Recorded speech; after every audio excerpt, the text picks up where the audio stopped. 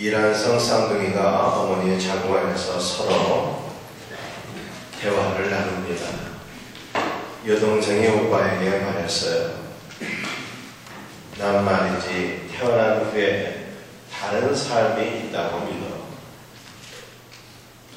지금 밖에서 우리 엄마와 아빠가 우리에게 말씀하고 있잖아. 그랬더니 쌍둥이 오빠는 동생의 말을 반대했습니다. 아니야, 절대로 그렇지 않아. 이것이 전부라니까. 어머니 뱃속을 떠나게 되면 죽는 거야. 죽음밖에는 없어. 여동생도 자신의 뜻을 굽히지 않았어요. 아니야, 이 캄캄한 곳보다는 더 좋은 세상이 있어. 우리를 사랑하는 엄마와 아빠가 있고, 밝은 빛이 있고, 푸른 하늘이 있고, 아름다운 꽃들이 있는 그런 세상 말이야. 여동생은 고정관념에 빠져있는 오빠를 설득하려고 애를 썼지만 설득할 수가 없었어요. 그러나 어머니 뱃속을 나가면 넓고 지금보다 훨씬 더 밝고 좋은 세상이 있을 것이라는 믿음을 포기하지 않았습니다. 부활에 대한 믿음도 마찬가지입니다. 부활이라는 단어를 받아들이지 못하시는 분들이 많이 있습니다. 그러나 우리는 부활할 것을 믿습니다. 왜냐하면 지금도 살아계셔서 우리에게 성경을 통해서 기도를 통해서 말씀하시는 성삼위 하나님이 계시기 때문입니다. 마태복음 28장 1절과 마가복음 16장 1절을 보면 막달라 마리아와 몇몇의 여인들이 예수님의 무덤을 보려고 찾아갔습니다. 여인들은 예수님의 부활을 기대하고 부활의 예수님을 만나기 위해서 예수님의 무덤을 찾은 것은 아니었어요.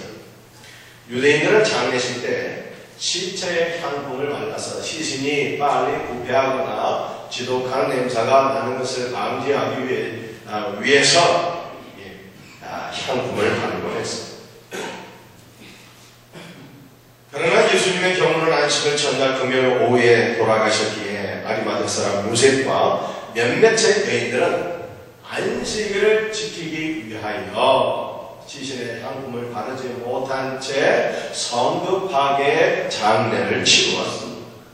그래서 여인들은 안식 후 첫날에 아침 일찍이 예수님의 시신의 향품을 바르기 위해서 무덤으로 찾아갔던 겁니다. 그런데 놀라운 것은 예수님의 몸에 향품을 바르기 위해서 찾아온 이들은 수제자 베드로도 아니었고요. 예수님께 가장 사랑을 많이 받았던 요한도 아니었고요. 또 초대교회의 첫 번째 순교자였던 야고보도 아니었습니다. 베드로와 요한과 야고보는 12제자 가운데서도 핵심이었어요. 이들은 늘 주님과 동행하는 삶을 살았습니다. 그럼에도 불구하고 이들은 예수님께서 붙잡히실 때 두려움에 빠져서 도망가거나 예수님을 모른다고 부인하고 말았습니다. 이런 상황 속에서 아무도 주목하지 않았던 여인들이 예수님의 무덤을 찾아왔습니다. 이들 역시 로마 군병들을 두려워했지만 두려움보다는 예수님을 사랑하는 마음이 훨씬 더 컸기에 두려움을 억누르고 예수님의 무덤에 찾아온 것입니다. 그 결과 이들은 비록 여인의 몸이지만 부활의 주님을 첫 번째로 만나는 영광의 주인공이 되었습니다. 우리 예수님께서 죽음을로만 알았는데 다시 부활하신 예수님을 만나게 되었을 때 이 여인들의 기쁨과 감격이 얼마나 컸겠습니까?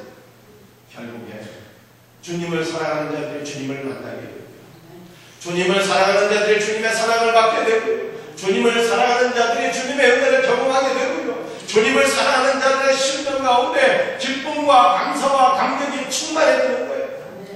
우리 사랑하는 성도들이 더욱더 주님을 사랑하는 마음들이 가져서 부활하신 예수님과 함께 늘 동행하는 그 놀라운 은혜와 축복을 받을 수 있는 복된 삶을 살 수 있기를 예수님의 이름으로 축복드립니다. 여인들이 주님의 무덤에 갔을 때 놀라운 현상을 목격하게 되었습니다. 큰 지진이 일어났어요. 그리고 주의 천사가 하늘로부터 내려서 무덤을 가로막고 있던 돌을 옮겨내고 그 돌 위에 떡하니 앉아 있었습니다.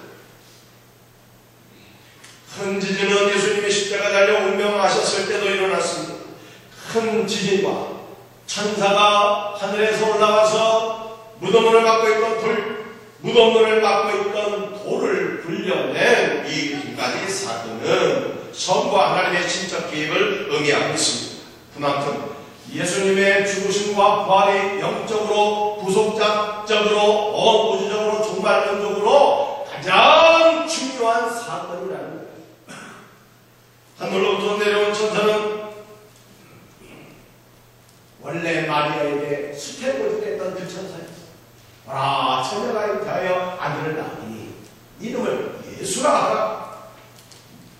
바로 그 천사가 이번에는 여인들에게 나타나서 예수님의 부활을 증언했습니다.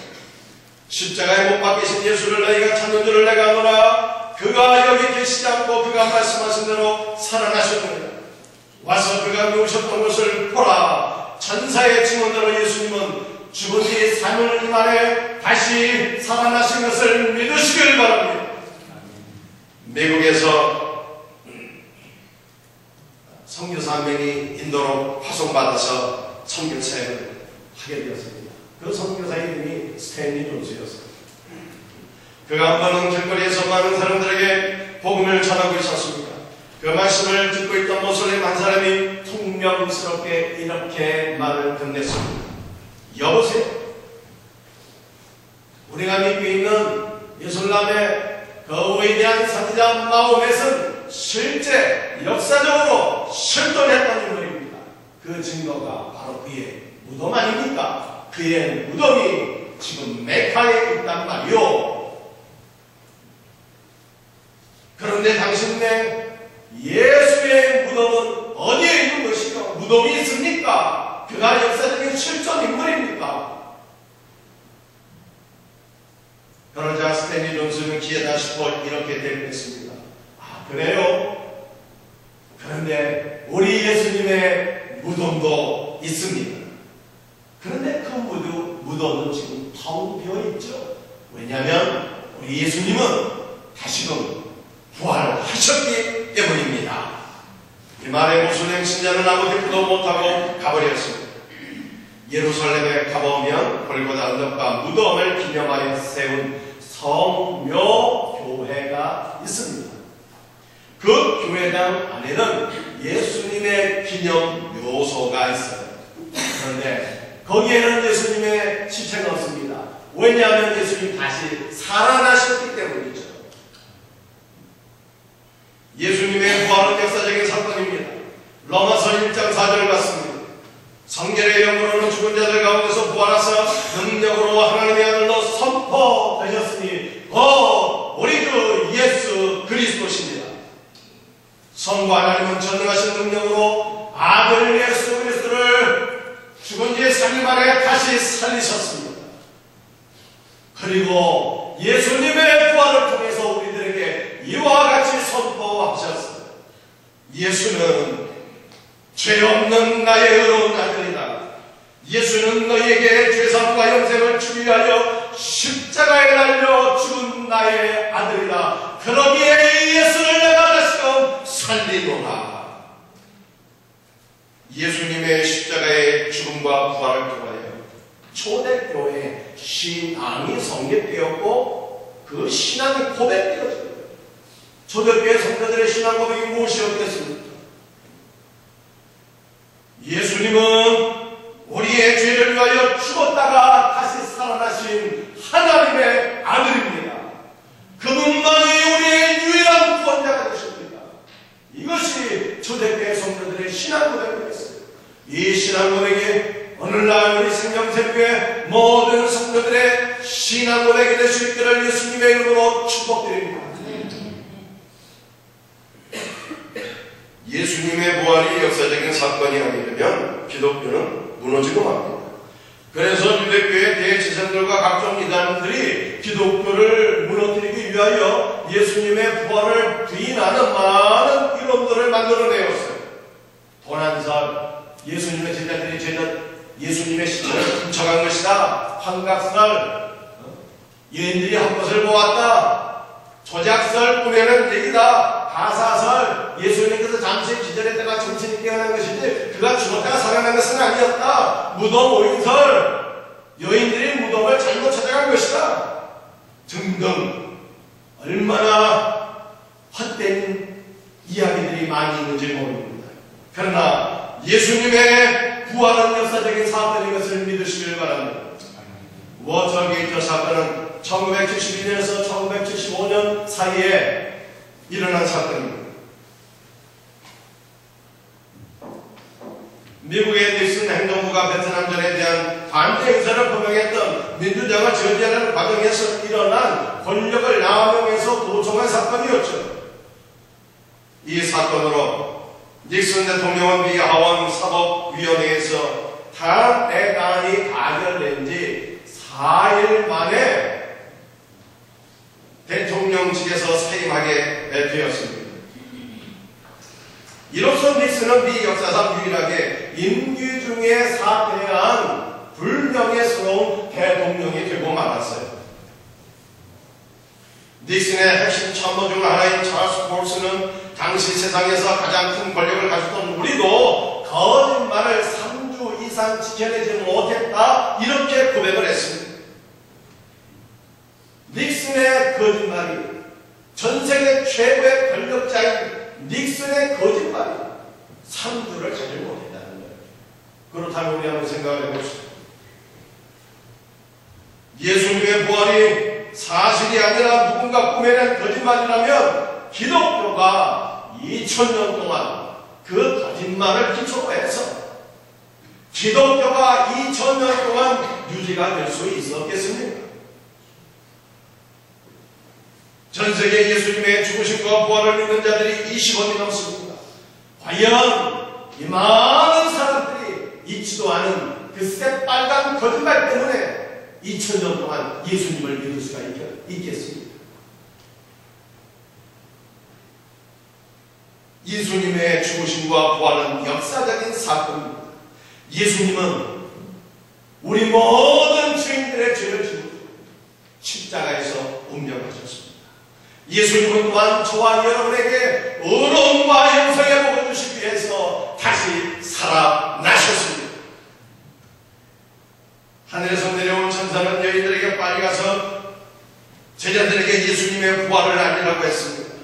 그리고 부활하신 예수님은 너희보다 갈릴리로 먼저 가실 것이고 거기서 너희가 제자들이 갈릴리에서 주님을 만날 것이라고 말했습니다. 오늘 본문에 나타난 우리 예수님은 어떤 분이십니까? 죽은 뒤 3일 만에 다시금 부활하신 하나님의 아들이십니다. 오늘 본문에 나타난 예수님은 어떤 분이십니까? 우리의 목자가 되시는 분입니다. 목자는 보통 양무리에 앞서 행하면서 양들을 이끄는 거예요. 그런데 천사들의 증언을 한번 생각해 보세요. 천사는 맞습니다. 여인들에게 이렇게 말을 했습니다. 부활하신 예수님께서 너희보다 먼저 갈릴리로 앞서 가시나니 너희가 제자들이 거기서 예수님을 만나 뵐 것이라, 이렇게 말하는 것입니다. 앞서 행하시는 예수님, 목자 되신 예수님입니다. 예수님은 제자들의 우리 모두의 목자로서 권한을 받으셨기에 목자가 권한을 받아 죽게 되었을 때 양무리들은 다 두려움에 빠져 흩어지게 되었습니다. 하지만 예수님은 부활하시고 먼저 갈릴리로 가셔서 거기서 흩어진 양들, 제자들을 모시고 다시 그들을 인도하실 것을 약속하셨습니다. 부활의 주님은 왜 다시 제자들을 만나기 원하셨을까요? 가룟 유다는 은 30냥에 예수님 팔아먹고 말았습니다. 베드로는 모든 사람들 앞에서 예수님을 부인했습니다. 맹세하며 부인했습니다. 저주하며 부인했습니다. 우리가 예수님이라면 다시 갈릴리로 가서 이러한 제자들을 만나보고 싶겠습니다. 배신감에 치를 떨 것입니다. 만약 우리가 예수님이라면 이놈들아 너희가 나를 배반하고서도 과연 나의 제자라고 할 수 있느냐? 다시는 꼴도 보기 싫구나 이렇게 얘기하지 않았겠어요? 반면에 무덤을 찾아온 여인들은 얼마나 기특합니까? 두려움보다는 예수님을 사랑하는 마음이 더 커서 두려움을 억누르고 주님을 찾아온 것입니다. 예수님께서 오히려 이 여인들을 데리고 교회를 세우고 하나님의 나라를 이루어 가시는 것이 훨씬 더 낫지 않겠습니까? 하지만 부활하신 예수님께서는 12명의 글지자 자기를 팔아먹고 배반하고 떠나버린 그 한심한 제자들을 갈릴리에서 다시 만나기를 원하셨어요. 그들은 너무나도 겁이 많아서 예수님을 배반한 자들입니다. 그들은 성경을 깨닫는 것이 너무나도 둔한 자들이었습니다. 그럼에도 불구하고 예수님께 선택을 받은 자들은 바로 이들이었습니다. 예수님은 너무나도 부족한 제자들이지만 이들을 통해서 하나님의 나라를 세우기를 원하셨습니다. 사랑하는 성도, 영광의 예루살렘이 예수님께 선택을 받은 것이 아니었습니다. 겉으로는 화려했지만 타락한 예루살렘은 심판의 대상이 되었습니다. 하지만 아무도 주목하지 않았던 변방의 갈릴리는 오히려 주님의 선택을 받았습니다. 예수님은 그곳에서 12명의 제자를 부르시고요, 3년 반 동안 12명의 제자를 훈련시키시고요, 다시 갈릴리로 가셔서 그들을 부르시고 그들을 다시금 만나 주셨던 것입니다. 하나님께 쓰임받는 자들은 어떤 자들일까요? 바로 부족한 자들입니다. 구약성경 사사기를 읽어보면 에웃은 오른손에 장애가 있다는 장애인이었습니다. 그런 부족한 자였지만 하나님은 에웃을 들어 사용하셨어요. 그를 통해서 이스라엘을 모압의 압제에서 구원하셨습니다. 하나님은 모세가 애굽의 왕자로서 힘과 권력이 있을 때는 그를 사용하지 않으셨습니다.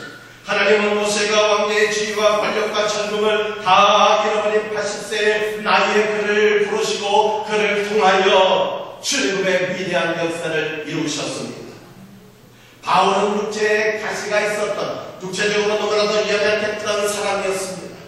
그러나 하나님은 바울에게 이렇게 말씀하셨습니다. 내 은혜가 내게 족하도다. 이는 내 능력이 연약한 가운데서 온전해지기 때문이라. 부족해서 하나님 앞에 쓰임받지 못한다 생각하고 있지는 않습니까? 그렇지 않습니다. 오히려 여러분이 너무 넘쳐서 교만하게 되면 쓰임받지 못해요. 부족하지만 주님을 사랑하는 자들이 쓰임받습니다. 부족하지만 겸손한 자들이 쓰임받습니다. 부족하지만 부활의 주님을 인격적으로 만난 자들이 쓰임받게 되는 거예요. 오늘 본문에 나타난 예수님은 목자 되신 예수님입니다. 목자는 양 앞서 나아가는 자입니다. 목자는 어떠한 양이라도 결코 포기하지 않는 자입니다. 지난주 중에 너무나도 안타까운 사건이 일어났습니다.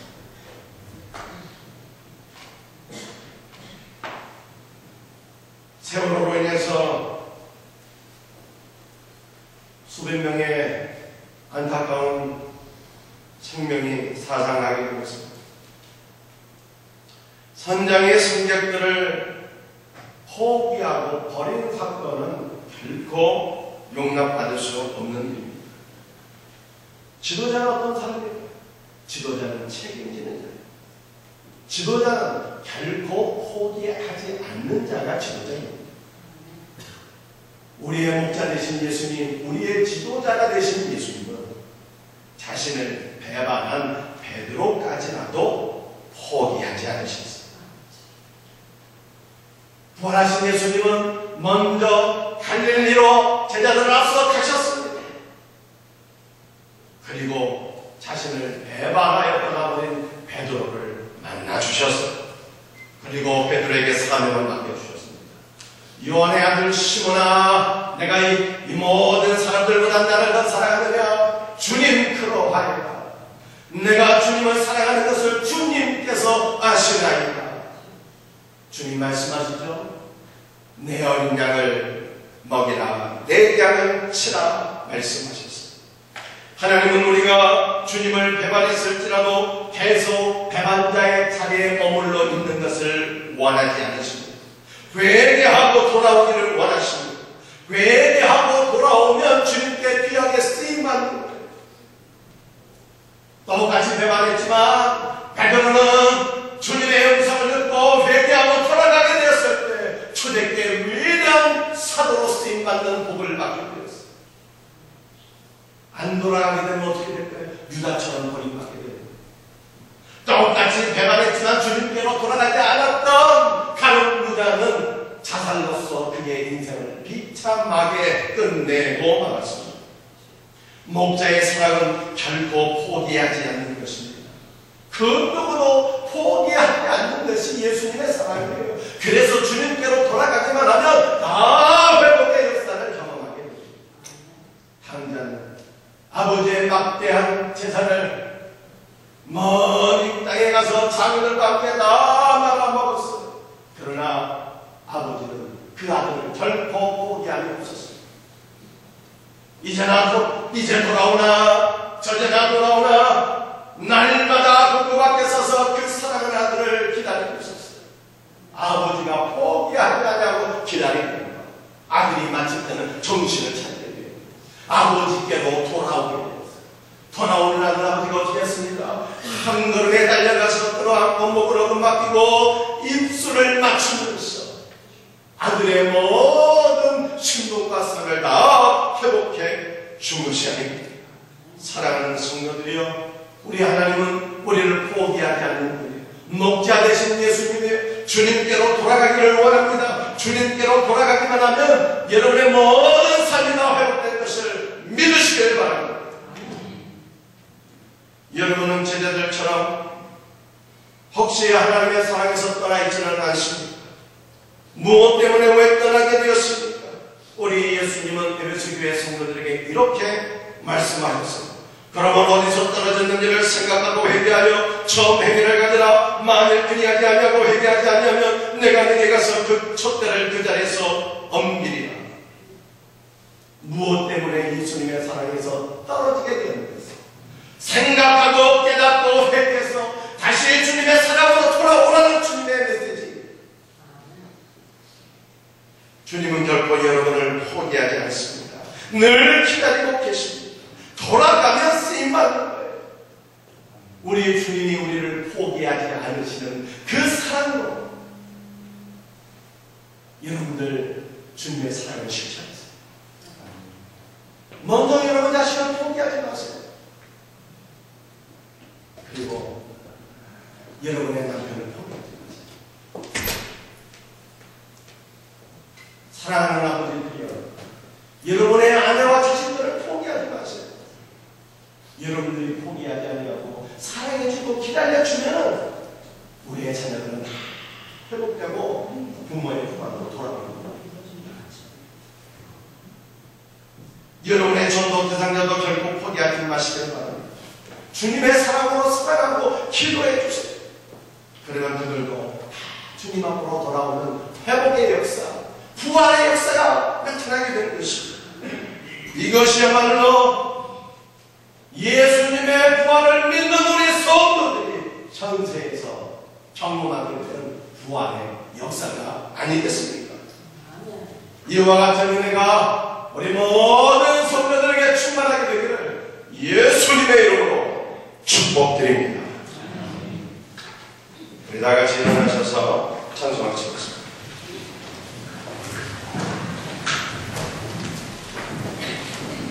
찬송가 164장.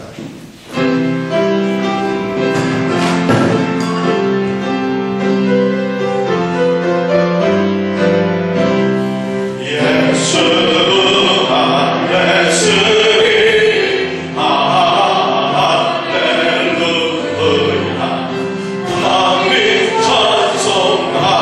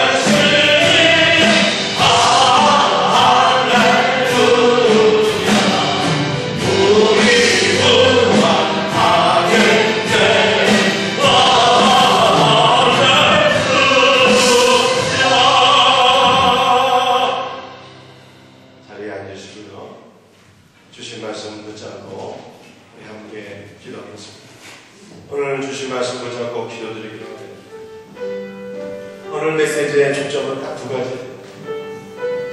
우리 예수님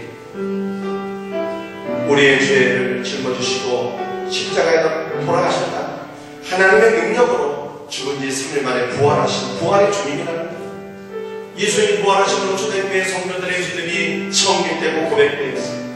예수님은 죄 없으신 하나님의 의로운 아들이십니다. 예수님은 나의 구원자이십니다. 이것이 초대교회 성도들의 신앙 고백입니다. 이 신앙 고백이 바로 나의 신앙 고백 되게 해주세요. 하나님 나에게 믿음 주세요. 기도하세요. 오늘 본문에 나타나는 예수님은 목자 되신 예수님, 우리 앞서 행하시는 예수님이 우리를 결코 포기하지 않냐고 우리를 놓으시지 않는 예수님. 이 예수님의 사랑과 은혜를 생각하면서 나도 포기하지 않는 사랑을 배우게 하옵소서. 내 자신을 포기하지 않게 하시고 내 남편, 내 자식 포기하지 않게 하시고 내 아내, 내 사랑하는 자녀들 포기하지 않게 하옵소서. 포기하지 않는 사랑으로 전도사역자를 위해서 기도하며 사랑을 베풀며 복음을 전도해서 우리의 삶에 다 회복의 역사가 일어나는 것을 경험하게 하옵소서. 오늘 주신 말씀 붙잡고 우리 다 같이 주여 성찬하며 기도드리기를 바랍니다. 주여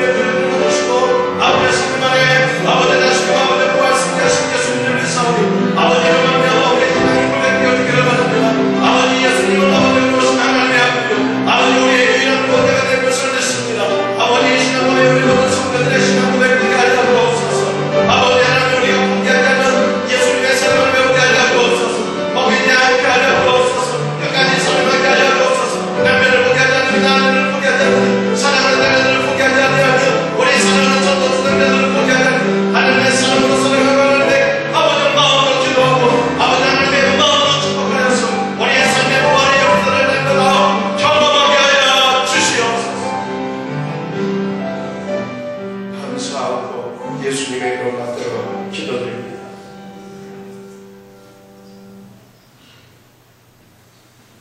하나님 아버지 감사드립니다.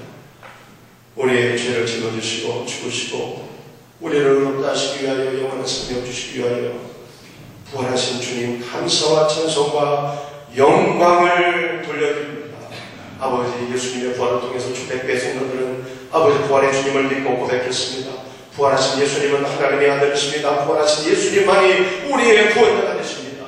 이 신앙을 고백했는데 이 신앙의 고백이 우리 성도들의 신앙으로 고백되어지게 하여 주시옵소서.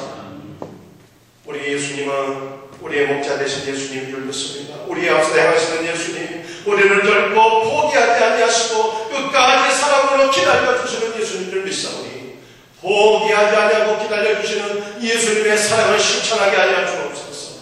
우리 성도들이 자신을 먼저 포기하지 않는 은혜가 있다 하여 주옵시고 사랑하는 남편과 아버지의 자녀들을 포기하지 않고 사랑하는 아내와 자녀들을 포기하지 않냐고 전도 사랑자를 놓지 않냐고 주님의 사랑으로 기도해주며 사랑해주며 축복해 주어서 우리의 삶의 날마다 회복의 역사, 부활의 역사가 경험되어 줄 수 있도록 주님 은혜를 부어 주옵소서. 오늘 아버지 거룩한 부활절 예배를 맞이하여 아버지 앞에 아버지 하나며 부활의 은혜를 기억하며 감사의 예배를 드리오니 이 부활의 예물이 아버지가 쓰여지는 곳마다 부활의 주님이 선포되어지게 하여 주시옵소서. 아버지 하나님은 이제 이런 열의 하나를 구별할 손들이 드리는 성교의 손길이 있습니다. 아버지 성교와 구제임을 드립니다. 아버지 주정광문과 세례 영신을 드립니다. 한담과 장싸움과 구제를 위하여 드려지는 모든 예물들 아버지 나라 아버지 영광에서 아름답게 존귀하게 쓰임받게 하여 주시옵시고 아버지 왕신하는 손길들이 복되게 하옵소서. 예수님의 이름 받들어 기도드립니다. 아멘.